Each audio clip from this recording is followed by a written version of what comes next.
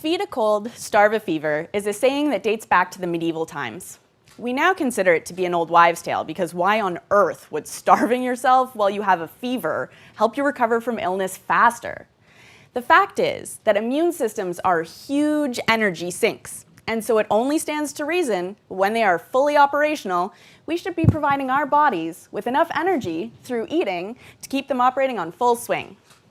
But, as I'm sure many of you will have experienced, when we get the flu, our appetite is the first thing we lose.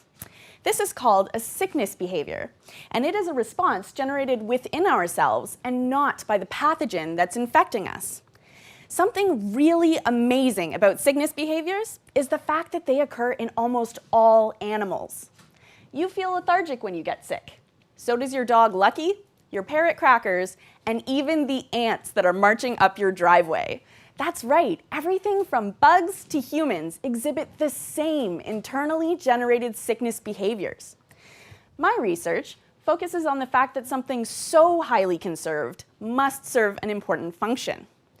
I use a caterpillar called the tobacco hornworm to study the enigma of illness-induced anorexia, or loss of appetite while sick. By measuring gene transcription, the presence of certain proteins, as well as behavioral assays, I was able to show why, in these caterpillars, the cessation of feeding during illness makes the difference between life and death. The immune system, albeit big, is not the only resource-demanding system within our bodies. One that is often overlooked is the detoxification system. Food is absolutely covered in all kinds of microbes, toxins, and other little nasties. The detoxification system is our first line of defense against these things, and it stands sentinel to ensure they don't become an internal problem. It turns out that there is a competition for resources between these two systems, and my findings suggest there are certain molecules, such as glutathione, which are vital to both systems.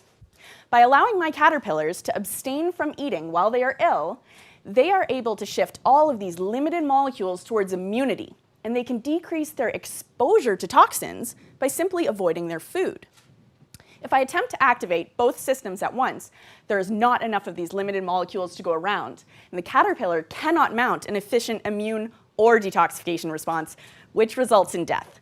So, although it may seem logical to want to increase our energy intake when we are ill in order to replenish the energy we are expending, there is more at stake when we are sick than just energy in equals energy out.